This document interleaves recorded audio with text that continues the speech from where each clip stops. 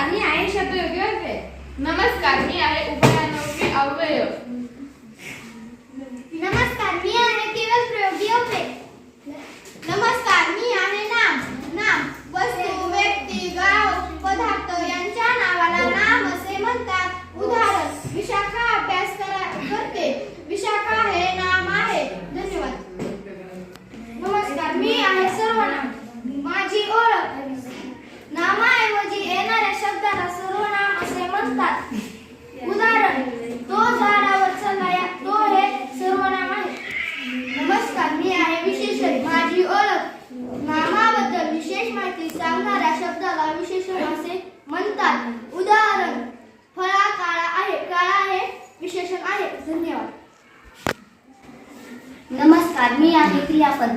माझी ओळख. वाक्याचा अर्थ पूर्ण करणाऱ्या क्रियावाचक शब्दाला क्रियापद असे म्हणतात.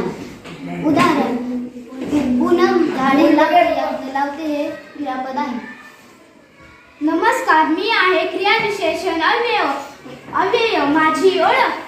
क्रियापदाबद्दल विशेष माहिती सांगणाऱ्या शब्दाला क्रियाविशेषण अव्यय असे म्हणतात. उदाहरण, मुले भरभर चालत आहेत. भरभर हे क्रियाविशेषण अव्यय आहे. धन्यवाद. नमस्कार, मी आहे शब्दयोगी अव्यय. माझी ओळख.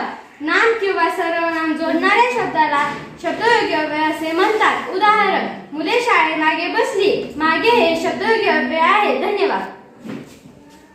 नमस्कार, मी आहे उभयानवी अव्यय. उभयानवी दोन शब्द किंवा दोन वाक्य जोडणाऱ्या शब्दाला उभयानवी अव्यय असे म्हणतात. उदाहरण, मी अभ्यास करत होते परंतु लाईट गेली. परंतु हे उभयानवी अव्यय आहे. धन्यवाद. नमस्कार, मी आहे केवल प्रयोगी अव्यय. माझी ओळख. आनंद, दुःख, आश्चर्य, मनातील भावना ज्या शब्दांनी व्यक्त होते त्या शब्दास